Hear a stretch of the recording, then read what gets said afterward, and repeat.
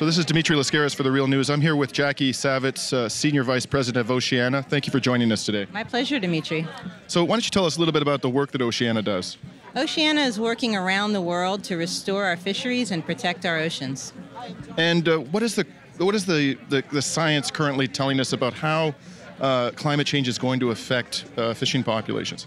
Well, you know, climate change is killing our oceans. The oceans are absorbing about a third of the carbon dioxide that's being released. And that's great. It helps slow down climate change, but it actually is making the oceans sick. It causes them to become more acidic, and that's really not good for fish. So that can affect fish populations directly, making it harder for them to stay healthy, to grow, and to sustain so that we can fish and that we can feed people fish. And so if we don't solve this problem, we're going to start to see a diminishment in our ability to do that. And are there currently methods for mitigating the impacts of ocean acidification? The best way to mitigate the impacts of ocean acidification is to stop releasing carbon dioxide. And that means shifting to a new energy paradigm, not relying so heavily on fossil fuels like oil, especially if you have to get it offshore, which we're fighting, and shifting to clean energy like solar and wind.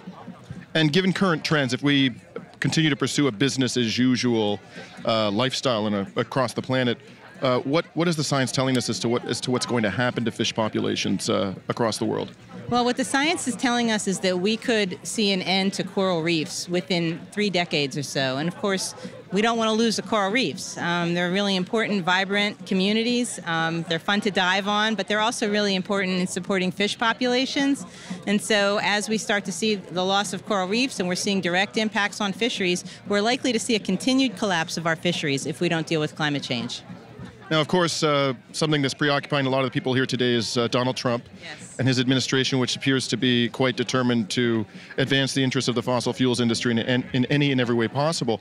How does one deal with the reality, the political reality we currently confront? What can be accomplished in the United States in light of the attitude of this administration to the climate crisis?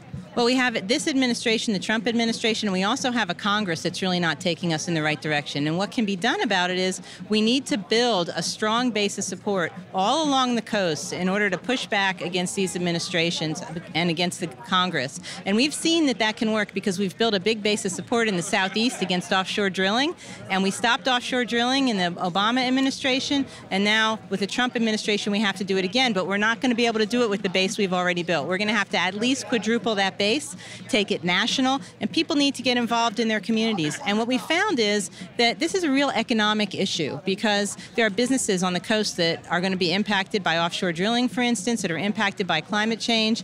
And those businesses have a self-interest. And when they get involved, people listen. And we've been able to engage businesses in the Southeast, and I think more of that, replicate that, and we'll be able to send a message back and push back on some of these changes. Well, thank you very much for talking to us today, and have a good march. My pleasure, Dimitri.